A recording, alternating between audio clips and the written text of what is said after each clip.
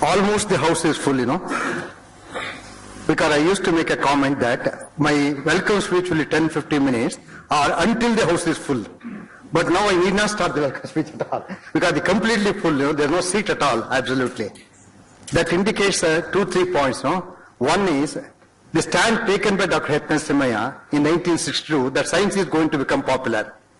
Second is Dr. Narahari and the subject, the current subject, both of them together, And the third one is you people, how much of enthusiasm you have developed. You are coming since the 1st July.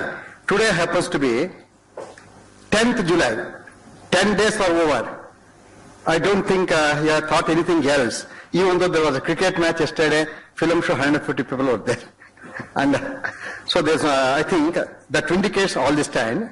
And today, 2773rd lecture. 2773 lecture. Channa chappale toti yaako jarta. Your health will improve. That too from 1962. And within minutes it's going to be delivered by Dr. Y.N Narahari, Chairman of Electrical Sciences, Indian Institute of Science. Very big designation, very powerful, opt also. From our point of view, a student of the National College Gauri Bidnoor, And we could speak on blockchain, a disruptive technology for the future of digital world. Since 2-3 days, we have seen Hindu full-page advertisement, and Hindu never used to carry such big advertisement. And the current subject is blockchain, And on behalf of these institutions, and on behalf of you, and on behalf of me, I extend a very cordial welcome to Dr. Y.N Narahari. So we're all proud that our student, but in the middle of the can, Nimbos as a intellectual property right, corporate lawyer, And Narahari is currently a professor at the Department of Computer Science and Automation, Indian Institute of Science, Bangalore. He is also Chair, Division of Electrical Sciences. The focus of research in the last decade has been to explore problems of the interface of computer science and game theory. In particular, he is interested in applying mechanism design to problems in actions, market design, online education, internet advertising, social network analysis. I don't know how many of you remember. 10-12 years back, he gave a lecture on social network then, And today, that networking social one is going to disrupt it in his lecture, disruptive technology, and crowdsourcing. He has just completed a textbook entitled Game Theory and Mechanism Design. That lecture also has Nobel Laureate from Economics. And brought out by the Indian Institute of Science Press and the World Scientific Publishing Company. He is currently a JC Post National Fellow of the Department of Science and Technology, Government of India. He is also a fellow of IEEE, INSA, ISSA, INAE, and NASI. But so always the primary school is important. Some Nobel laureate, from Pakistan, physics Nobel laureate, Abdul Salam or something like that, but Pakistan, first he went to his primary school teacher to thank him because he taught him 1 + 1 = 2. That was important. You roasted me, very interesting. I consider myself fortunate to have been alumnus of the Government Primary School, Koski, Bangalore district, Andhra Pradesh, first center. During 64-69. Then Mahatma Gandhi Municipal High School, Hindupur, Anandpur district. During 69-74. Namadusha, and the R area college is if I am correct, Asamegati. In fact, Australia, the National Education Society, Baganpalli Gauri College, government college and but today it is not like that. Every corporator, every MLA, every minister wants a college to make money. But now make money on those days. And it comes to National College Gauri Bidnoor. College National College Gauri Bidnoor, Chikkulapur district, Karnataka, during 74-79, pre-university and basic courses. And then Indian Institute of Science. Once he entered into science, BE, ME and PhD, at all stages, professor, chairman, but I know from other sources too, that he is at a very high level for any post he is fit, on any campus for a highest level. And naturally, large number of awards and fellowships. Shared University Research Grant 1460 from IBM Research Labs on incentive design for enhancing efficiency and participation in online education. System Society of India, Rajkumar Vasni Award for lifetime contribution to systems theory. Then ACCS CDAC Foundation Award by the Advanced Computing and Communication Society for pioneering contributions in game theory and mechanism design. Faculty Award from Adobe Research Labs, Bangalore. JC Bose National Fellowship awarded by the Department of Science and Technology. Faculty Award from IBM Research. Faculty Award from General Motors. Companies. Fellowship of the Indian National Science Academy. Fellowship of the Indian Academy of Sciences. Alumni Award for Research Excellence in Engineering for the year awarded by the Indian Institute of Science. IEEE Fellowship awarded by IEEE New York, effective from January 08. Fellowship of the Indian National Academy of Sciences. Homi Baba Fellowship. Fellowship of the Indian National Academy of Engineering. This is very important for young people. Sir C.V. Raman Young Scientist Award for outstanding research in the area of computer science in 1998 itself. Awarded by the Government of Karnataka. Research Fellowship of the National Institute of Standards and Technology, Maryland. Rajiv Gandhi Ronald Reagan Fellowship. Alumni Gold Medal of the Indian Institute of Science for the best thesis in the Division of Electrical Sciences for the year 1878. The University Gold Medal for obtaining first rank for the Bangalore University in BSc 1979.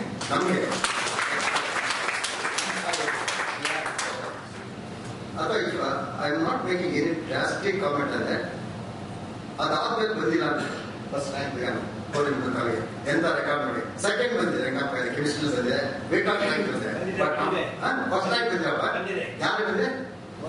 chemistry first rank chemistry physics. Next time thank you. So, ಎಷ್ಟು ಸಂತೋಷ ಆಗುತ್ತೆ ಅಂದರೆ ನನಗಳನ್ನ 2 ತಿಂಗಳಿಂದ ಕೇಳಿದೆ. ಸಾಮಾನ್ಯ ಅವನ್ನ ಮಾತಾಡ್ತಾರೆ ಬೆಳಗ್ಗೆ 7:30 ಸಮಯದೆ ಮನೆಯಲ್ಲಿ ಅವರು ಒಬ್ಬ ಲೆಕ್ಚರ್ ಕೊಡ್ತೀವಿ ಸರ್ ಒಪ್ಕೊಂಡು ಇದಕ್ಕಿಂತ ಒಂದು ನೈಟ್ 9:30 ಒಂದು ಇವತ್ತು ಈ ವೈ 9:30 ಏನ್ ಹೇಳಿದೆ ಒಬ್ಬ ದೊಡ್ಡ ಪರ್ಸನ್ ಅವರೇ ಹೇಳಿ ಬಂದಾಗ ಅವ್ರ ಪ್ರಕಾರ it is not the social media, not the big data analytics, not the artificial intelligence, not the robotics which is important, it is the blockchain in that. Now I am going to give a lecture on this, I am working since 3 months ago, 9:30 p.m. on the Nanta. Now 9:35 reply. Dakshan, no, this is a good subject, please give the lecture. Now, list of the lecture Dakshan, in fact, the lecture. And you know that the science form was started in 1962, having the idea that there should be one lecture on a Wednesday. Our Nanu Ramakrishna students, Nanigan is 25 in the Halina, Kalasandru, and the Cartage Shadamata, over scientists Castive. Janagana Pukumaka, the Yalina, Vidana Puturu. Arm and the King to 10, 20, 21, 30, 31. Arm and the 40th year back. 40 ವರ್ಷದ ಕೆಳಗಡೆ music ನನ್ನ ನರಸಿಂಹನ ನಾನು ಎಲ್ಲರೂ ಕರ್ಕೊಂಡು is to take my everywhere no and it took me to the festival music festival that Ramanavami very famous no ಅಲ್ಲಿ ಕೂತಿದ್ದ ಬೆಳೆದು ಏಜ we have got science what's called the Ganesha festival Sankranti festival Ugadi festival there are so many festivals in our country ನಾನು ಅಂದ್ರೆ what is great what is the greatest there ಅಂತ ಅದಕ್ಕೆ I not like that why not we do science festival ಅಂತ ಅವರು ಎಂತ brilliant idea is mind. Then I asked him, how do you do science festival? It's simple, he said. Your music festival, they have 10 musicians there. I have 10 scientists to wash arms on that. In fact, both scientists were 1978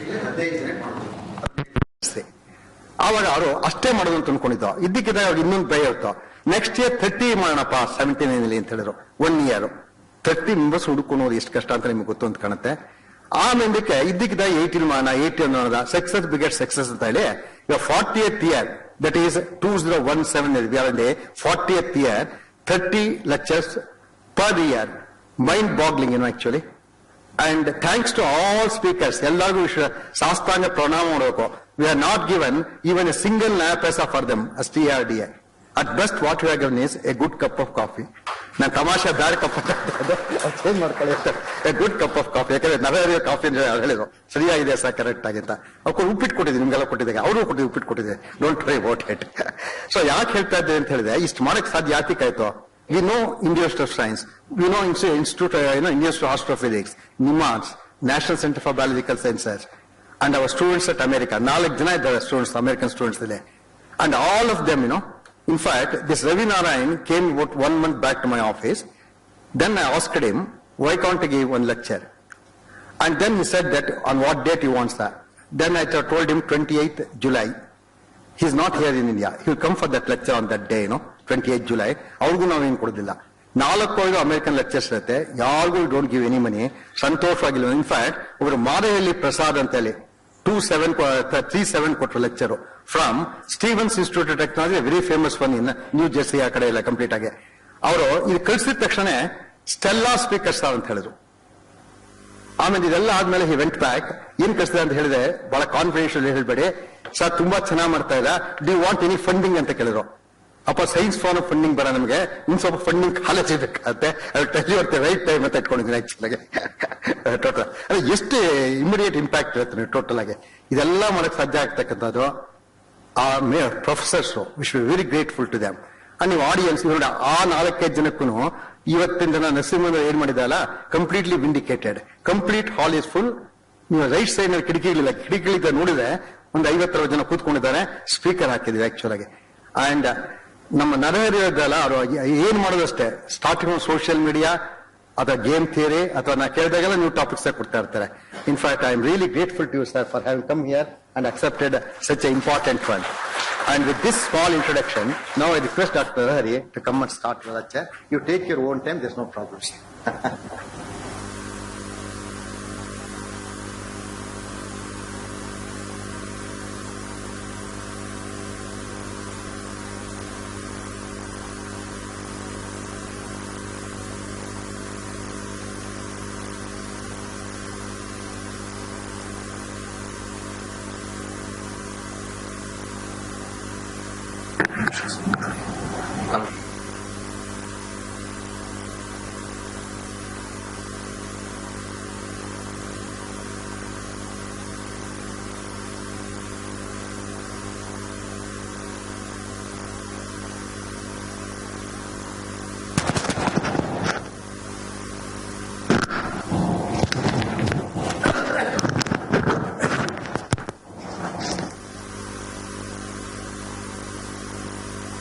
Hello.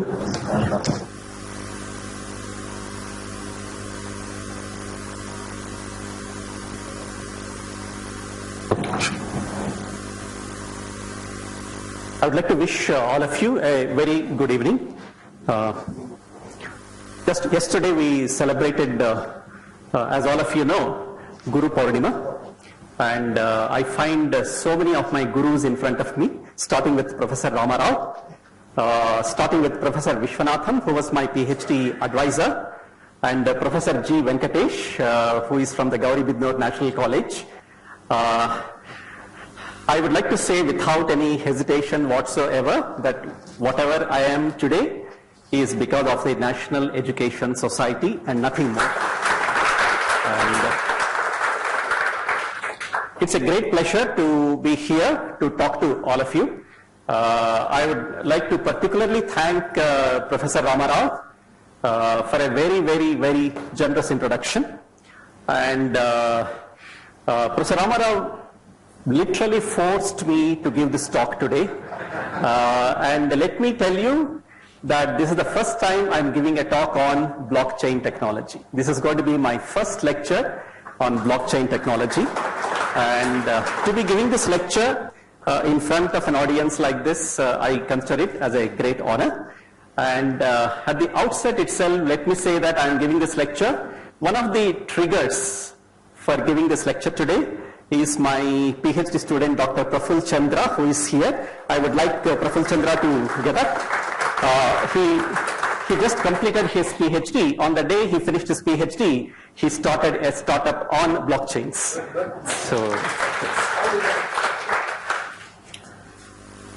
So I will try to make this lecture as accessible as possible. as less technical as possible, but there are a few technical issues if you want to understand blockchain technology. One of the outstanding features of blockchain technology is that it is founded on very sound, very deep, and very rigorous technical knowledge. So because of this reason, blockchains as a technology is going to live for a very, very long time. So when I have to talk about some of these technical issues, you may have to follow the lecture a little more carefully than maybe the initial 10 to 15 minutes.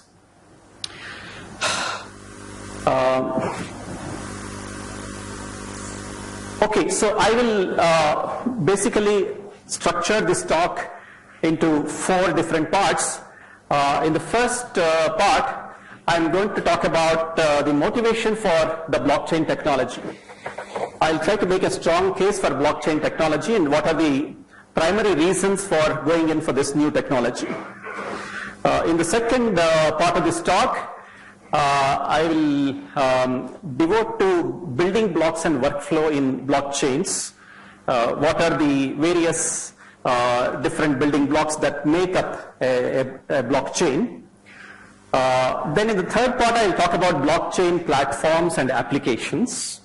Finally, I will also try to very briefly look at the challenges involved in harnessing this particular technology.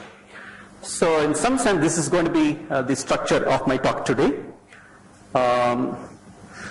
Blockchains is not merely a buzzword. I know that many people today have come because of the buzzword called blockchains, but it's not a buzzword anymore.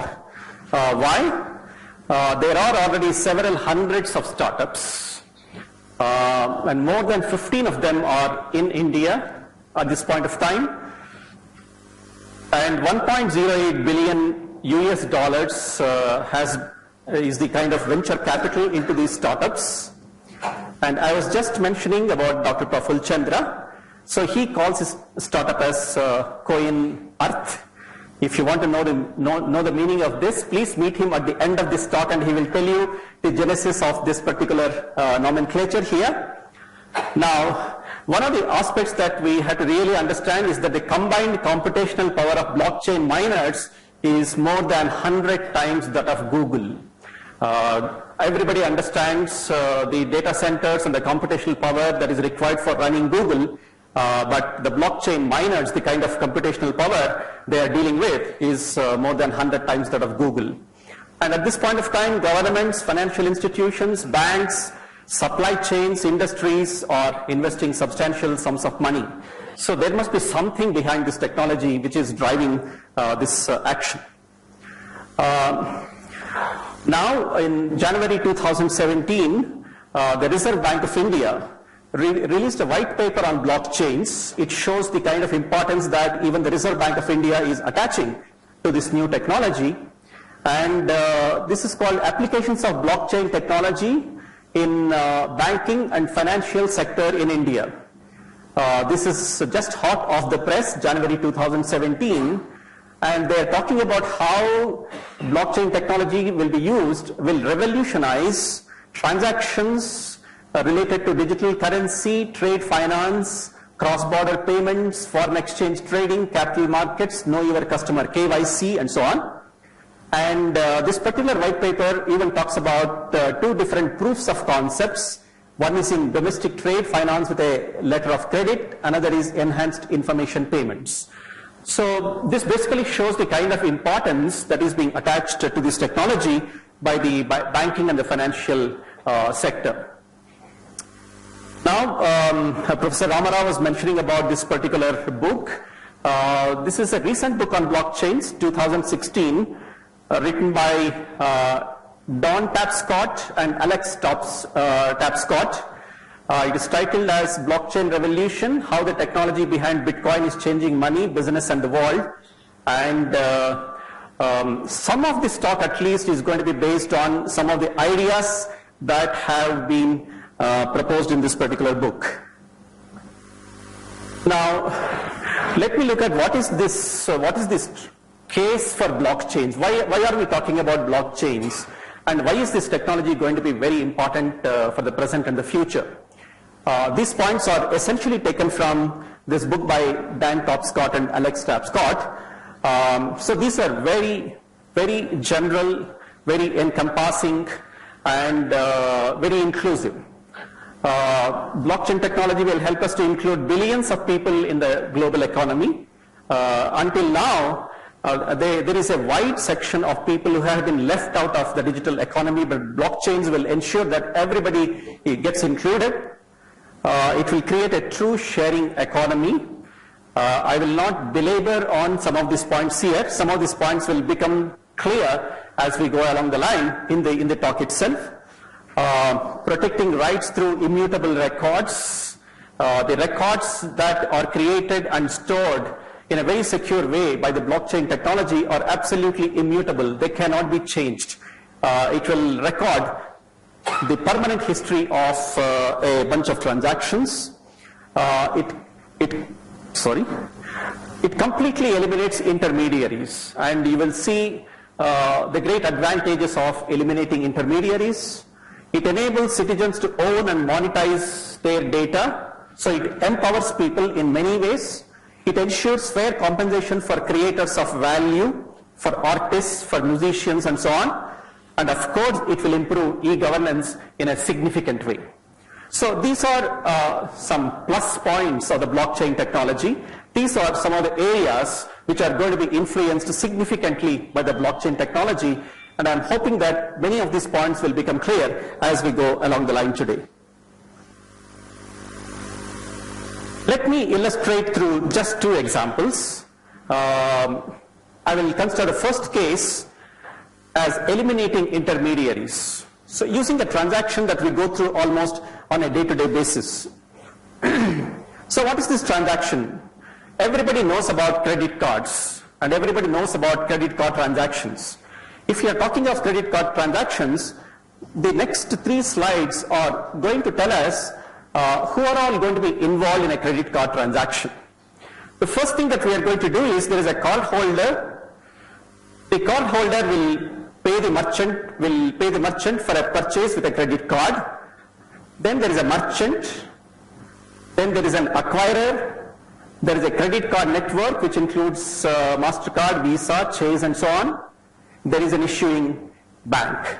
So the first stage that any credit card transaction will go through is the stage called authorization, where you can see that there are so many of these players involved. And all these players are called as intermediaries. They are also called as trusted third parties. These are third parties on whom you have to have total trust if you want to do any of these transactions. So that's the first stage of any credit card transaction. Let's go to the second stage, which is authentication. So the first one was authorization. The second one is authentication. There is again a sequence of steps that go through where the card holder, the merchant, the acquirer, the credit card network, and the issuing bank are involved in various different ways. So here again you can see that the intermediaries are going to play a very important role. Now the third stage here is the clearing, payment, and settlement that happens. So here again you will see that the card holder, the merchant, the acquirer, the credit card network, and the issuing bank are again involved here. So you would see that when a credit card transaction is initiated, when you look at the end-to-end process, there is a long sequence of actions that will take place where a large number of intermediaries or trusted third parties or the so-called middlemen are involved. Now, what is the effect of this? The effect of this is that there are several pitfalls that one can find with credit card transactions. First one is we depend on and we need to trust a large number of intermediaries. If you don't have trust, you can never do a credit card transaction. Secondly, it is impossible to achieve non-reversible transactions. If you are holding a credit card, it will always happen that some kind of a fraud will happen sometime or the other. For example, I currently don't have a credit card because 6 months back there was a fraud on that card. I had an SBI card and the SBI would not issue me another card. So I am now fighting a battle with the SBI to get a credit card issued. This happened because of a completely unanticipated fraudulent transaction that took place. And then you can see that this is centralized. So all the transactions that occur will essentially access certain databases, and these databases are held by centralized intermediaries here, and they can be easily compromised. There are any number of examples where some of these centralized databases have been compromised in the past. Finally, it's expensive because the levels of commissions involved in credit card activities can be very, very high, and transactions could take unacceptable time. By the time the end-to-end transaction takes place, it could be 3 days, all the way up to 7 days. Sometimes it could even take a month for a reasonably complex transaction. So these are all some of the minus points when you are looking at credit card transactions. Now, if you now want to make this efficient, if you want to make this faster, if you want to make this scalable, then you have to look for an alternative technology. And it turns out that blockchain technology has a beautiful solution to this problem, and we'll be looking at that solution very soon. Okay, moving on, I would like to look at the other case. This case is of protecting property rights. So what do I mean by this? You look at property titles. So if you do an analysis of property titles in our country, for example, it turns out that a very large percentage, as much as 70% of the property titles are not trustworthy. And titles or documents can be manipulated and fabricated. There are numerous such cases in our city itself. So here is a clipping from a newspaper which says, layouts in trouble. It includes Banashankari third stage, HAL third stage, RMB third stage. I don't find Basvanagudi here, but Banashankari is very much there, right? So these are all layouts which are in deep trouble because the titles and the documents there are not clean at all.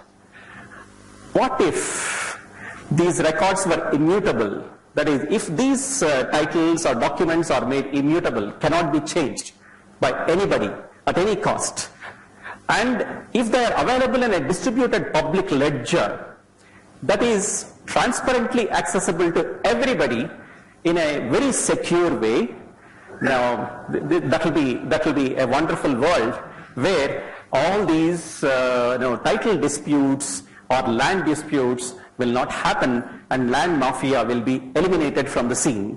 So that's the idealized world.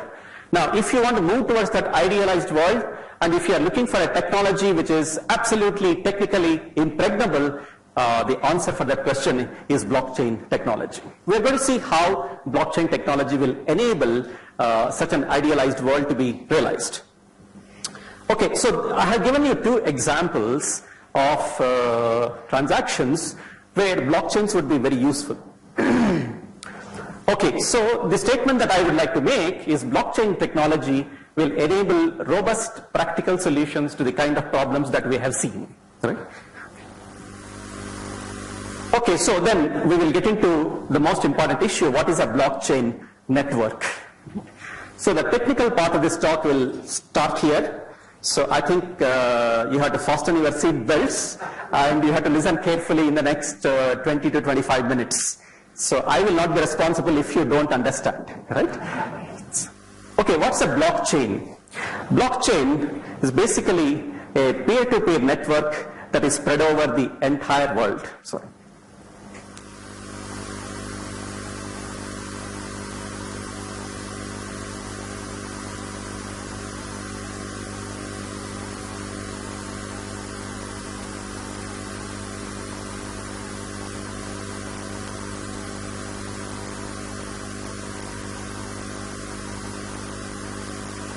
Okay, what's the blockchain? Blockchain is a peer-to-peer network that is spread over the entire world. So what is a peer-to-peer network? Peer-to-peer network basically means that, so all of us are like peers here, right? So there are 300 people here. So if all these 300 people have 300 computers with them, and all these computers are interconnected through a network or the internet, then that becomes a peer-to-peer network, right? So you have a peer-to-peer network, and you can see that this peer-to-peer network is highly interconnected, and it is spread over the entire world, right? Okay. Now, let's see what are the so-called blockchain building blocks. So we started with the network, the peer-to-peer network. This network has a large number of nodes. Each node corresponds to a particular user. Each user has computational resources. I have a computer in front of me, or I have some cloud computing credits in front of me, so I can do some computation. Okay, a blockchain will involve transactions. So these transactions will involve subsets of nodes happen in real time. For example, I want to transfer a certain amount of money to Professor Vishwanatham. That's a transaction, right? So like that, the transactions could be of various types. Payment could be a transaction. Receipt of payment could be another transaction. Creating a contract could be a transaction. Or creating new bitcoins could be a transaction. So there are different kinds of transactions. All of these transactions are happening on the network. So transactions involving subsets of nodes happen in real time. Groups of transactions are bundled into what are called cryptographically secure blocks. So what we do is, we will bunch together hundreds of those transactions into what are called as blocks of transactions. So you have transactions, you have blocks of transactions. Now blocks are included into the blockchain. The blockchain is a collection of blocks. And how does the blockchain get formed? Blocks are included into the blockchain after miners. So there are these people called blockchain miners. So the word miners has been derived from gold mining. So if you want to do gold mining, there is a certain amount of effort that is involved if you want to mine gold. Similarly, if you want to mine a blockchain, there is a certain amount of computational effort that is involved. So these blockchain miners, they do intensive cryptographic computations to produce what is called proof of work to get a block included. It only says that the blockchain miners will do very intelligent computations, which are cryptographic computations, in order to get a new block included into the blockchain. So for example, the blockchain currently may consist of 100,000 blocks. So the next block, if it has to be included into this blockchain, that is done because of the effort of the so-called blockchain miners. Moving on, once a new block gets included into the blockchain, the updated blockchain becomes available at all the nodes. This is a very important point. So right now I have a blockchain with 100,000 blocks. When a new block is included, I have 100,001 blocks. And this entire blockchain consisting of 100,001 blocks now becomes available at each and every node of this peer-to-peer network. So information about the blockchain is available at every single user of this network. And that is one of the most distinguishing aspects of a blockchain. So blockchain thus becomes a shared. It is shared by everybody. It is synchronized. The version of the blockchain that is available at every node is the same. It is immutable. It cannot be changed. We will see why it cannot be changed. It's a distributed ledger. It's a ledger because a ledger is basically a series of transactions. It's a distributed ledger because this particular blockchain is actually stored at each and every one of these nodes, so it is distributed. And it is created through distributed consensus. When a new block is created and a new block has to be included as a part of the blockchain, it happens because there is agreement among everybody in the network that it must be added. So this is called distributed consensus. So distributed consensus, this distributed consensus happens by solving an extended version of the so-called Byzantine generals problem, which is a famous problem in distributed computing in computer science. We will look at some aspects of this very soon. And most importantly, all can verify the truth. Everybody will be able to verify the truth in the distributed ledger, which is available at each and every user. Now, the blockchain protocol is decentralized. There is no central authority here, because every single node in this peer-to-peer network is equally powerful. It is decentralized, and it eliminates the need for intermediation. There is absolutely no intermediary necessary, right? So these two slides that I have just now shown are very dense, and there is a lot of deep computer science involved in these two slides. There is a lot of cryptography that is involved. There is a lot of data structures that is involved here. So I will take you through some of these technical issues in the next few slides.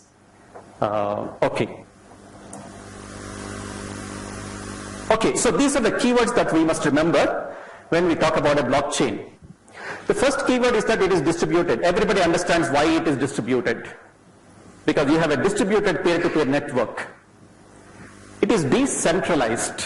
There is a difference between distributed and decentralized. Distributed means that the data that you have, the distributed ledger that you have, is available at each and every node. When you say decentralized, it means that every single node has the power to compute something, has the power to take a decision.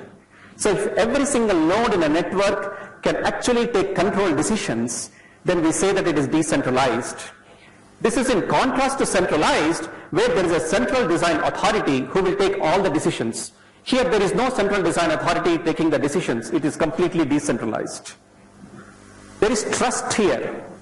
There is trust here because you know that the distributed ledger that is available at each and every one of these nodes can be completely trusted.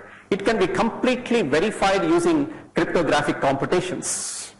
So if you want to create a trust between two entities who do not know each other, blockchain will provide an immediate solution to that problem.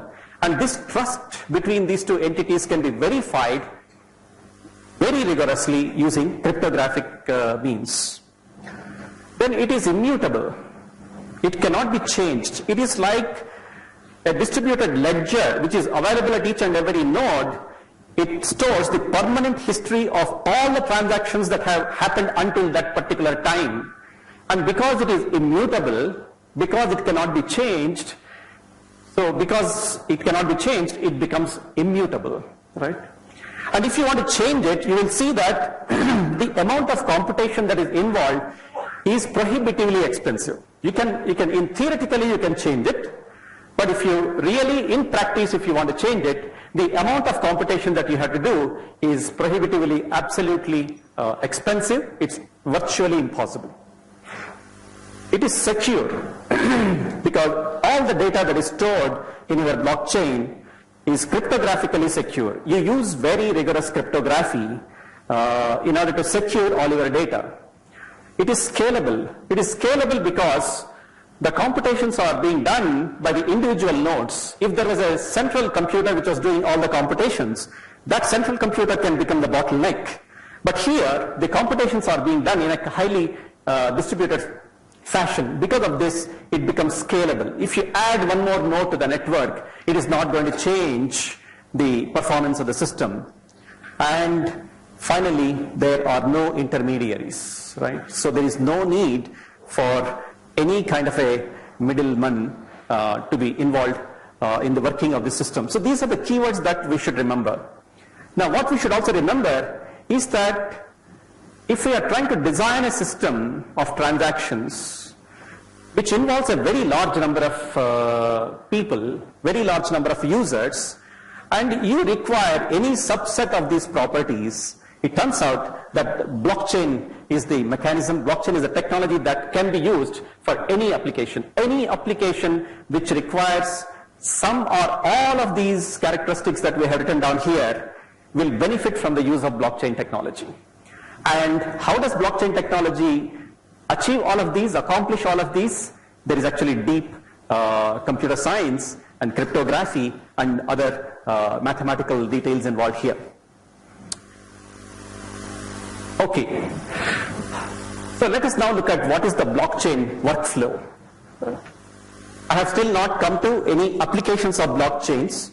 So before we take up some applications of blockchains, we will see how exactly a blockchain gets created. Now, how does a blockchain get created? The first step, a node makes a transaction. So there is a node in the network, and a node wants to make a transaction. So creates a transaction. As examples, initiates payment to another node, creates a smart contract, etc.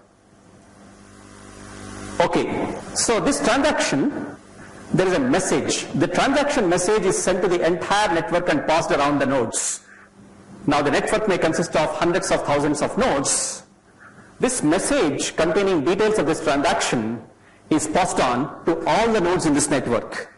Now, the speed at which internet works, this message can get transmitted within milliseconds. All the nodes will see the transaction and validate the transaction according to certain technical and business logic rules. So every single node will look at this transaction and validate this transaction, find out whether this transaction is a legal transaction or not a legal transaction. Now, how does a node do it? The node has an automatic program which will look at the legality of this particular transaction. Now, the system is scalable because every node has to do the work for only one transaction, and you have 100,000 such nodes. Then what happens? Then mining happens. This is a very important slide. What is this mining? So in mining, each interested miner, it is not necessary that every node in the blockchain network does mining. It's only a subset of these nodes which can do mining. So what is this mining? Each interested miner takes a look at the list of unconfirmed transactions. So unconfirmed transactions are those transactions which are not yet part of the blockchain.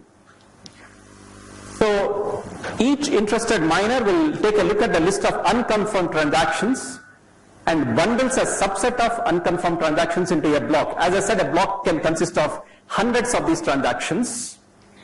So you would see that each miner will now take a group of unconfirmed transactions and make it into a block. Now, what does mining involve? Mining involves a cryptographic computation. It is also called a guessing game to determine a random number that satisfies some well-defined criterion. Right? Okay, what does each miner do? What each miner does is to do a cryptographic computation or does a guessing game. We will look at the details of this very soon. Now, at the end of this mining, after doing this cryptographic computation, the miner is able to come up with a random number which satisfies certain conditions to be satisfied. When such a random number is determined, the miner will publish the block to the rest of the network. So, right now the miner has a block. The block has a bunch of transactions. The miner does a guessing game or does a cryptographic computation, produces a random number that satisfies certain conditions. When such a random number is produced, this particular block can be published to the blockchain. So what the miner does is to send this block to the rest of the network and say that I would like to publish this block. Now what happens? The nodes on the network either store the block on their blockchain or ignore it. So what happens is different miners would have taken different blocks, and different blocks could contain different sets of transactions, and all of them could be doing the mining, and all of them may like to publish their block. So there is a game now between the miners. So what will happen is that the nodes on the network either store the block on their blockchain or ignore it. Longest branch rule is used to decide whether or not to include. So whichever block happens to be along the longest branch. Longest branch basically means that the most amount of computation has already been done on the set of those blocks. So you will use the longest branch rule in order to decide whether or not to include it. Let us leave this point. Mining ensures, so what is the purpose of this mining that we are doing? Mining will ensure that transactions are added to the ledger or the blockchain. So we're adding hundreds of transactions to our distributed ledger. It is almost impossible to add spurious transactions or blocks. So you do the mining. Mining is done after doing fairly complex cryptographic computations. So if somebody wants to create a spurious block, or if somebody wants to replace this existing block, the amount of computation that he or she will have to do, right, is to do mining of that current block and also all the blocks which are following that particular block. Okay, so how do blocks in a blockchain look like? So here is a simple picture. So this is a particular block, and this is the next block. So you can see that these are transactions, tx1 to txk. So tx1 to txk are the transactions in this particular block. tx1 to txn are the transactions in this second block here. Now you can see that this is k here, this may be about 300 transactions, here it is n, this may be like 750 transactions. So different blocks may correspond to different sets of transactions. So what we do is we take a hash value of this transaction. What is a hash value? Hash value is a value that is obtained by applying a so-called hash function to any particular input. If you apply a hash function to an input, you will get the so-called hash value. So producing the hash value is not so difficult. But if you know the hash value, and if you want to compute the original data, it's impossible. It's almost impossible. So hash functions are one-way functions. What do we mean by one-way functions? When you apply a hash function to a certain input data, you will get a hash value very easily. But knowing the hash value, if you want to compute the original data, it is almost impossible. So that's why these are called one-way functions. So what is done here is that all these transactions that you have are hashed, and a value is produced using the hash values of all these transactions here. And then a nonce is added. Nonce is any number. Nonce is some number. So what you do is you take the hash values of all these 300 transactions, you will get some value, and to this value you will add a nonce. Nonce is another number. When you do that, you will get another value. On that value, you apply a hash function. So you will get another hash value, and you will insist that this particular hash value must satisfy certain conditions. For example, a condition that it could satisfy is the final hash value that is produced must start with 4 consecutive zeros or 5 consecutive zeros. If you want to produce the hash values of all these transactions and then add a nonce and then do a hash on that particular value, and you want to produce an ultimate hash value which has 5 consecutive zeros, it is a cryptographically extremely compute intensive work. And it turns out that even on the most powerful computers, it can take a certain amount of time. Now where computer science comes in is that the blockchain designers will now decide the criterion of these 3 consecutive zeros or 4 consecutive zeros in such a way that the computation of the hash value will take on an average about 10 minutes of time. Right? So this is a fairly intricate problem that you have to solve. So you can see the hash value is obtained using a hash function. So the hash function that is used is called the secure hash function, SHA-256. It's a 256-bit hash function that is used. Okay, so how do the blocks in a blockchain look like? So let's say this is block 51. So you can see there is also a previous block here. So let me go back to the previous one. I did not explain what is this previous hash. Previous hash is the hash value corresponding to the previous block. So you have this block, and this block has a hash value. This hash value is actually stored in this previous hash of the next block. So every block is connected to its next block, and the hash value of the current block is stored in the next block. Now, what is the reason for this? The reason for this is that if somebody wants to manipulate this particular block, then they will produce a hash value.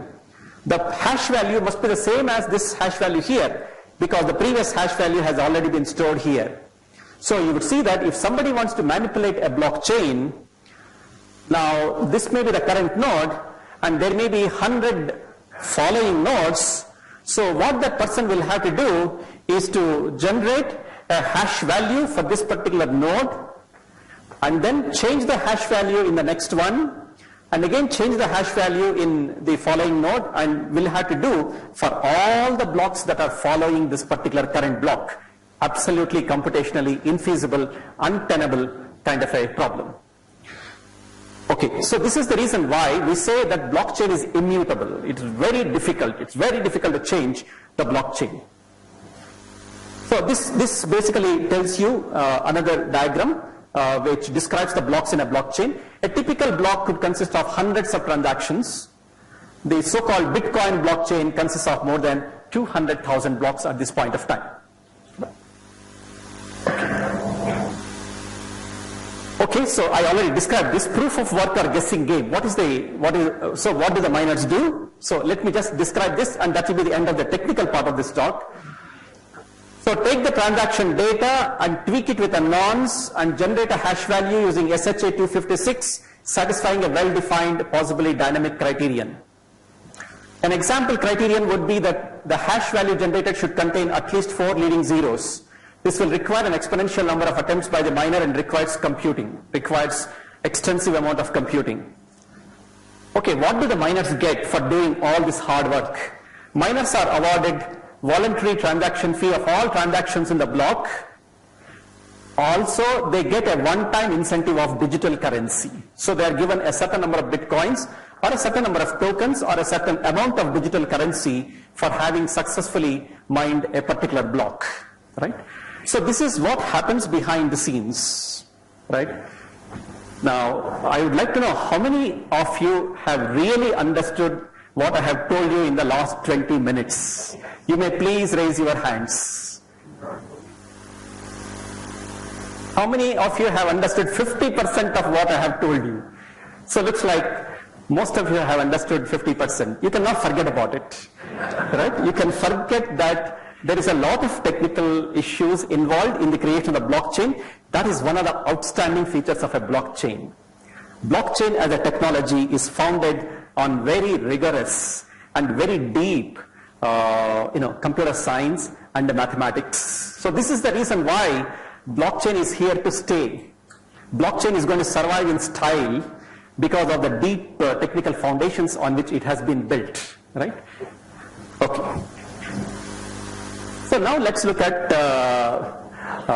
what the blockchain is able to do. So just 2 more slides which are a bit technical, and then we'll come to some very friendly applications. Okay, so in computer science terms, blockchain actually solves what is called the distributed consensus problem. What is the distributed consensus problem? So you have a peer-to-peer network, you have hundreds of thousands of nodes, all of them will have to agree on something. All of them will have to agree on whether to include a new block or not. So this is called the distributed consensus problem. Now there are thousands of different ways in which this problem cannot be solved. In fact, the next slide talks about the so-called the Byzantine generals problem, which is a famous problem which has been studied in distributed computing systems. So this problem basically talks about, there is a famous castle here, and there are all these army commanders who are trying to invade this particular territory. So they want to capture this particular castle. Now these commanders, so these are all lieutenants and this is a commander. So it turns out that each one of the commander has at his disposal an army unit. Now if all of them attack the enemy here, they will be able to actually capture this particular castle. But if some of them attack and some of them retreat, the castle may not be captured. Now the question is, now each commander has to know whether to attack or retreat. So this they try to do by passing messages among one another. right? So in computer science, this is a very deep problem because it can happen that some of these commanders that you have, some of these lieutenants that you have here could be traitors, right? Now, distributed computing looks at this Byzantine generals problem and tells you under what conditions, if you have a certain number of loyal lieutenants, if you have a certain number of traitors, then under what sufficient conditions you can actually solve this problem completely. This is a very interesting problem, and there are a wide variety of algorithms which have been proposed for solving this distributed consensus problem. Now, one of the features of the blockchain technology is that the blockchain technology has actually come up with a fantastic solution to this Byzantine generals problem or the distributed consensus problem. So there is very deep computer science involved here. Okay. Now let's come to some softer things. Blockchains could be of three different types. So-called public blockchains. These are also called unpermissioned blockchains. Bitcoin is an example of that. Then you have private blockchains, which are called permissioned blockchains. These private blockchains could be for a particular industry. For example, let's say the National Education Society wants to use blockchain for certain types of transactions. So the National Education Society can have its own blockchain. This is called a permissioned blockchain or a private blockchain. And very popular are the consortium-based blockchains, which will consist of a closed group of known participants working in a particular industry or supply chain. All the supply chain suppliers, distributors, original equipment manufacturers, and so on, they can come together and form the so-called consortium-based blockchain. So there are essentially three different types of blockchains: public, private, and consortium-based. Okay. Now, I must have to say something about Bitcoin because I'm sure when the title is blockchains, right, the lecture will not be complete unless I talk about Bitcoin. Now, in this particular lecture, I'm not going to talk too much about Bitcoins. What I'm going to talk about is blockchains beyond Bitcoin. Blockchains have applications much, much, much beyond Bitcoin. But Bitcoin is, very important because this is the notion which actually introduced blockchains. So Bitcoin, Satoshi Nakamoto is the person or group of persons who actually introduced the Bitcoin. I have written here that many people have claimed to be Satoshi Nakamoto. Nobody in the world even now knows who is Satoshi Nakamoto. People who are interested, just look up the Wikipedia article on Satoshi Nakamoto. It will also give you 5 or 6 people or 1 or 2 organizations which have claimed to be Satoshi Nakamoto, and at least one of them has been arrested and the house raided and so on. So there is an interesting story behind Satoshi Nakamoto. And in 2008, so this group of people or this particular anonymous person wrote a sensational paper, Bitcoin, a peer-to-peer electronic cash system. So this was the paper which actually introduced the blockchain data structure. Now, so Satoshi Nakamoto is a pseudonym for the anonymous person or group of persons who created the Bitcoin and blockchain technology in 2008. As of May 2017, this person or group is said to own up to 1 million Bitcoins, amounting up to $2.7 million. Right? So these are some details that we may be interested in. So it turns out that if you look at the Bitcoin system, in some sense, this is the most popular example that is always cited when you talk about blockchains. So most popular example that is tightly coupled to blockchain technology. It's highly controversial since it helps to enable a multi-billion-dollar global market of anonymous transactions without any government control. For this reason, it's highly controversial. And for this reason, we will not talk about it anymore in this lecture. Its greatest contribution is the blockchain data structure and the protocol. We will talk only about blockchains. Right. So blockchain beyond Bitcoin So blockchain technology can be used for many more applications than just transfer of digital currency. So what are all the various things that we can do using blockchains?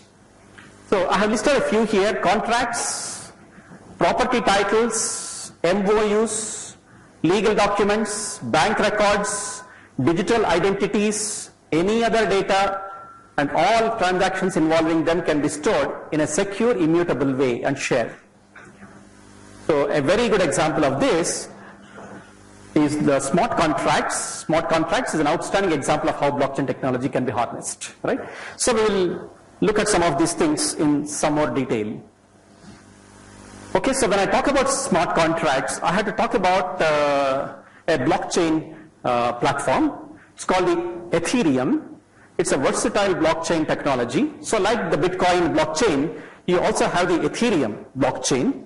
At this point of time, it's one of the most popular blockchain platforms supporting a wide variety of transactions, including smart contracts. It's a good idea to know about the founders of Ethereum. Very interesting. It was founded by two people, Vitalik Buterin and Gavin Wood, and Buterin was just 19 years old when he co-founded the Ethereum blockchain platform. So if you look at, he co-founded Ethereum at the age of 19, and he co-founded the Bitcoin magazine. Sorry. Okay. And he's a dropout from University of Waterloo. So if you count the number of people who have started mega companies and who have been dropouts from some school or some college or some university, there is no end to that particular count. And here is one more person, the Vitalik Buterin, who at the age of 19 dropped out from the University of Waterloo and co-founded Ethereum blockchain platform. And then you have Gavin Wood, and interestingly, Gavin Wood is a PhD from the York University, and he did a lot of work on game theory, and from game theory he came to co-found Ethereum, and he was the Ethereum CEO for the first 2 years. So these are the two co-founders of the Ethereum blockchain platform. Okay, so now let's look at, in the time that is available to us, how much more time can I take, sir? Okay, so let's look at some applications rather briefly. We will look at applications and also platforms which enable these applications.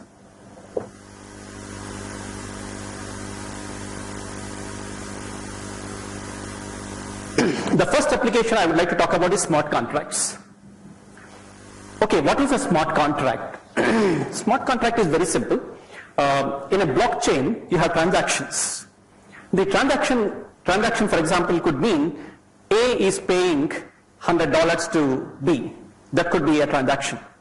Now, that transaction could be replaced by a computer program which is a contract between two entities or two companies or two organizations. And this contract could be a procurement contract, or it could be a contract between suppliers and a manufacturer. It could be a contract between the manufacturer and distributors, or it could be a contract among supply chain partners.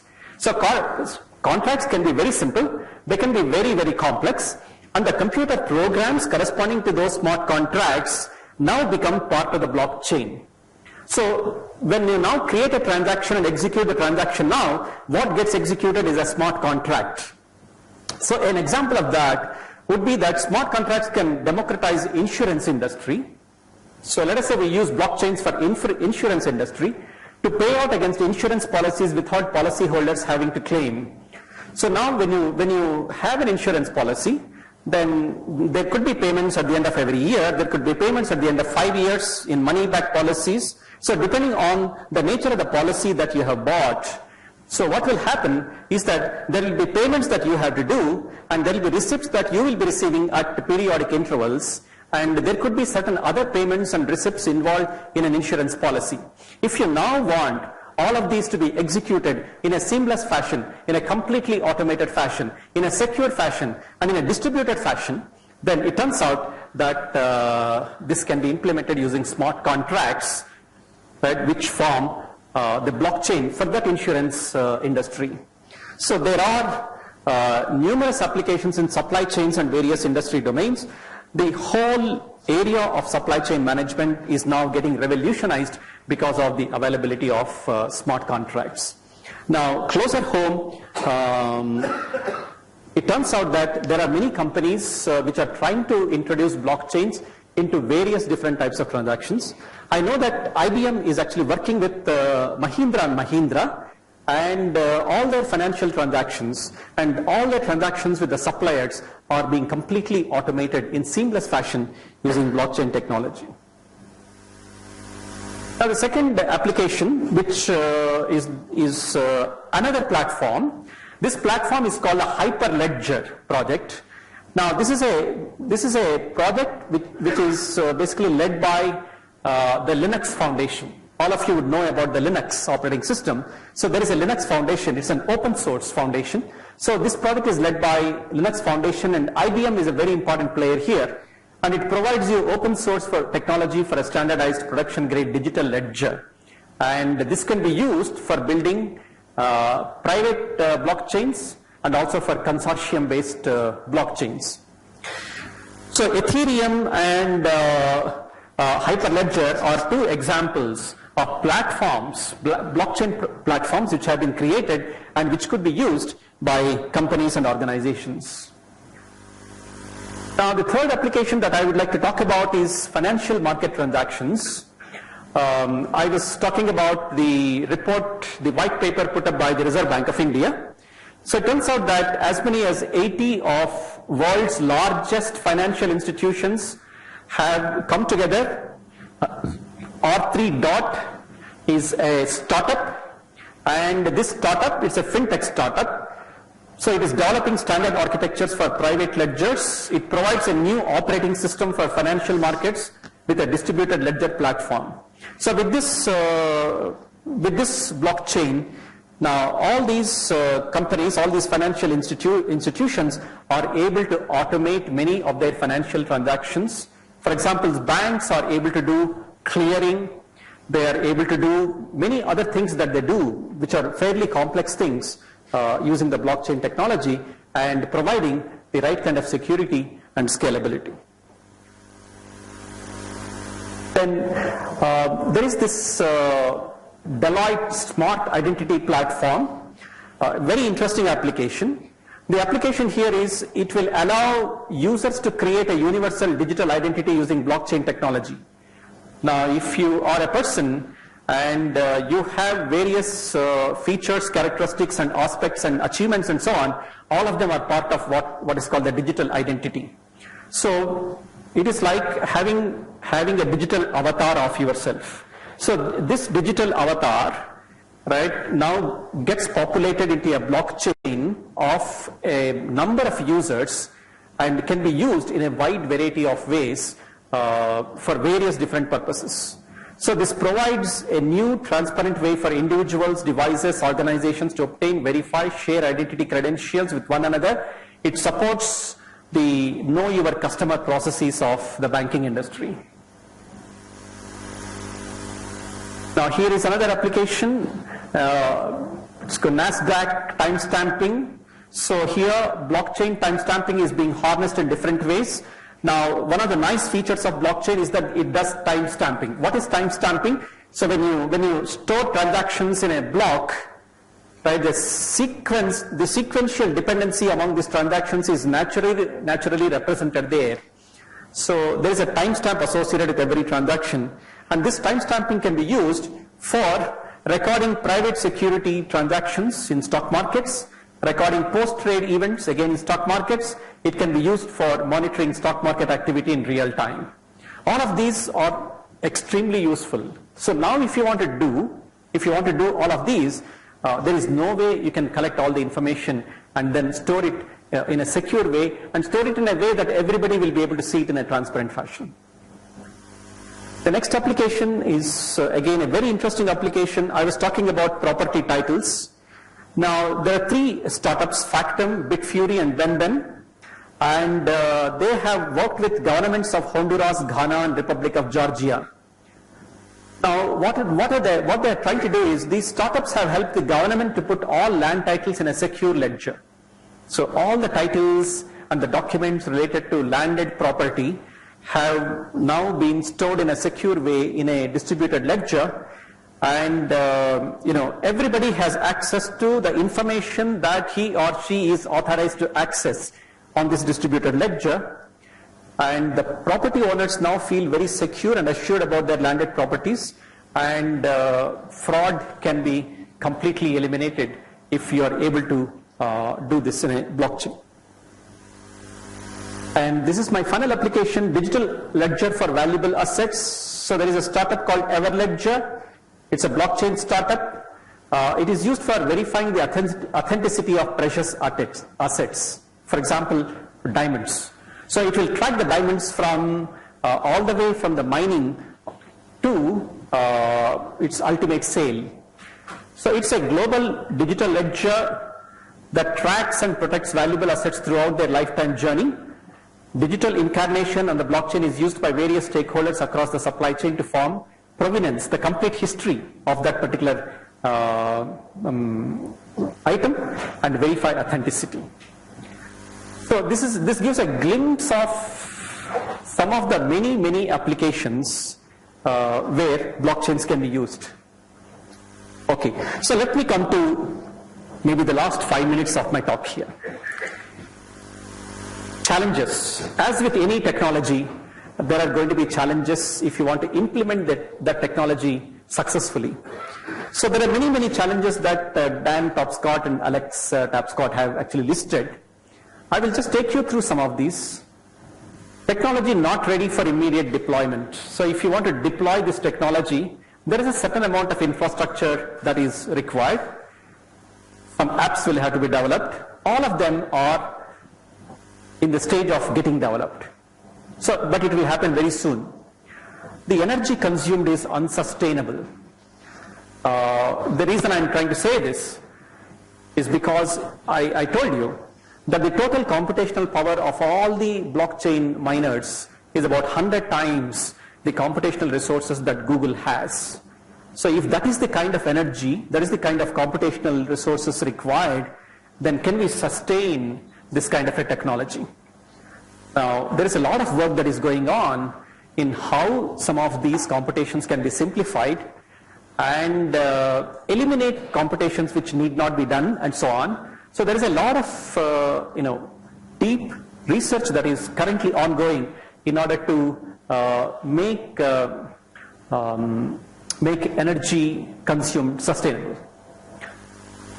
Now, government may not support the high tech. Now, one of the usual arguments that is given whenever there is a new technology that comes up is that it's going to kill the jobs, right?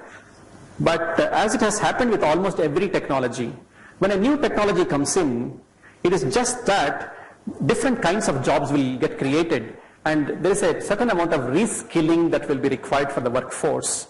Perhaps the work also may become more interesting for the people to do. So this is going to be true of the blockchain technology also.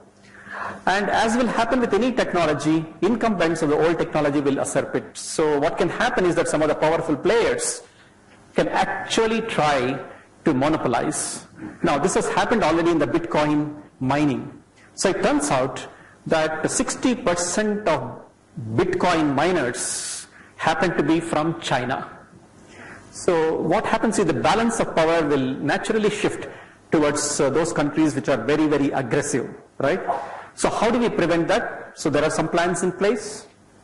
Now there is a feeling that incentives are inadequate for mass collaboration. There are incentives which are now being given for blockchain mining, but these incentives may not be enough. So we need to do a lot of work on how you design the incentives, what are the most appropriate incentives to be given. And of course criminals will use it. It is just that the criminals will become very intelligent criminals. They will have to be cryptographically intelligent criminals if they want to use it. And finally, perhaps quantum cryptography will kill it. If some of you have looked at the developments of quantum cryptography, now quantum cryptography itself is a threat to cryptographic computations, right? Now, right now, blockchain mining is dependent on cryptographic computations, but ongoing research is looking at alternative ways of doing blockchain mining. So computer scientists, cryptographers, they are all doing research on this. So perhaps quantum cryptography may not be able to kill it, right? Okay, so these are all technology challenges in the implementation. Okay, so I had to answer the question, right?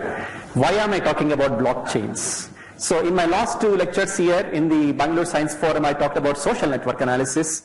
I also talked about game theory. So it turns out that game theory has a lot to do with blockchain design. So we have currently started working on blockchains. We don't want to be blockchain users. We want to be blockchain designers. We want to design the next generation blockchains. That is what we would like to do. It turns out that there is a group in the Department of Computer Science and Automation who are working on cryptography and computation issues in blockchains. The last word has not been said on the cryptography aspect of blockchains. So there is a group, there are several groups working. One of the groups in IISc is working on this. Personally, I am looking at analysis of strategic interactions in blockchains. Now, blockchains essentially are operated by human beings, and human beings are highly strategic. And if you want to study the interactions, the strategic interactions among the human agents who are operating this blockchain, turns out that game theory has a lot to offer, right? So we are studying equilibrium analysis. We are looking at equilibrium analysis of blockchains. Of course, we are interested in design of better incentive schemes. So there is another part of game theory called mechanism design, which designs games. And while designing games, it also is able to tell you what are the best kind of incentives to design in order to extract desirable behavior from all the agents. So using mechanism design, we are trying to see how we can design better incentive schemes, how we can design better smart contracts using mechanism design, and in general, design better blockchain technology and protocols. So this is the focus of some of the research activities at the Indian Institute of Science in this particular area, and that's why we are interested in this particular area. This is my final slide. So what does blockchains enable? A blockchain enables secure, fast, immutable, trustworthy, transparent solutions that can be public or private. What it means is that whenever you need secure, fast, immutable, trustworthy, transparent solutions, you can invoke, you can embrace blockchain technology whenever there is a need. Enables vast improvements to existing applications, which we have seen, and helps launch radically new applications. This is also very important. So the hope is that it will empower citizens, it will support effective healthcare and welfare programs. There are examples of this. It will improve supply chains, which are ubiquitous. The other hope is that it will clean up unethical behavior. Because of the way the blockchain itself is structured, it will clean up unethical behavior in high-value businesses, right? And finally, I would like to say that it is founded on deep technical ideas. There is deep mathematics, rigorous cryptography, and very interesting computer science, all of which have come together in a beautiful way, and all of them have fallen in place into this blockchain technology. So it's a technology which is very, very deep. Such a deep technology will never fail. People may talk about Bitcoin. It has become highly controversial. So Bitcoin may not be the only, it certainly is not the only application of blockchains. There are thousands of other applications like Bitcoin, which are waiting to be harnessed and exploited by blockchains. So that is why a deeply technical technology like the blockchain technology, according to me, will survive in style in the years to come. So let's all savor blockchain technology, and in the next 10 years, let's try to embrace blockchain technology and make blockchains an inseparable part of our lives. Thank you very much.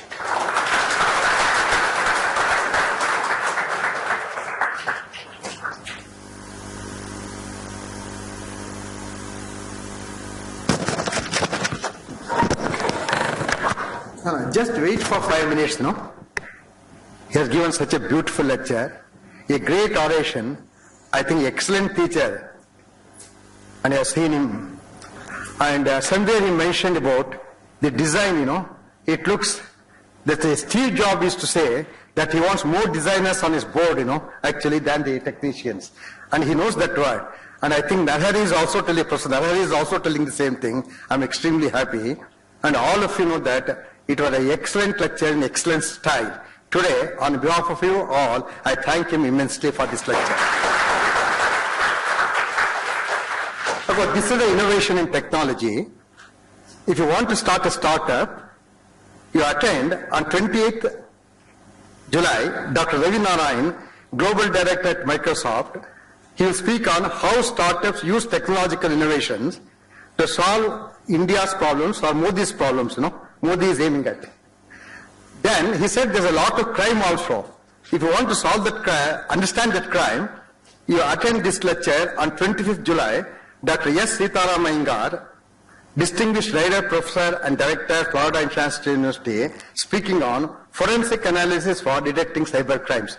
All the 3 things are there.